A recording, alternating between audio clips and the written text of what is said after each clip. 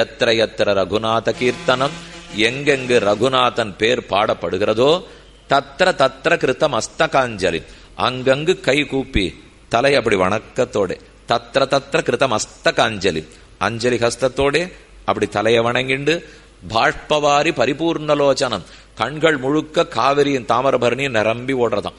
பாஷ்பவாரி பரிபூர்ணலோச்சனம் மாருதி நமத ராட்சசாந்தகம், அப்படி அழுதுண்டே இருக்கிற மாருதியை வணங்குறேன்னு இது ஸ்லோகம். இது ராமாயணத்தினுடைய தியான ஸ்லோகத்துல ஒரு ஸ்லோகம். அந்த ஸ்லோகம் எப்படி முடியுது பாருங்க.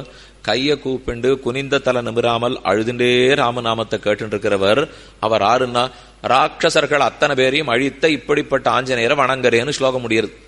ரெண்டு ஞானம் பொருந்துறதா பாருங்க. இப்போ அத்தனை ராட்சசர்களையும் அழிப்பறான், ஆனா ராமன்னு சொன்னா அப்படி தலையை குனிஞ்சு இந்த அழுதுண்டே இருப்பான். இது இருந்தா அது வராது, அது இருந்தா இது வராது. இதுதான் உலகத்து இயல்பு. ஆனா அந்த ஸ்லோகத்துல ரெண்டத்தையும் சேர்த்திருக்காளோ இல்லையோ. ஆக ஒரு பக்தன்னு சொன்னால் பெருமானிடத்துல அன்போடு பரிமாறுகிறார். அது முதல் குணம் நம்ம தெரிஞ்சுக்க வேண்டியது.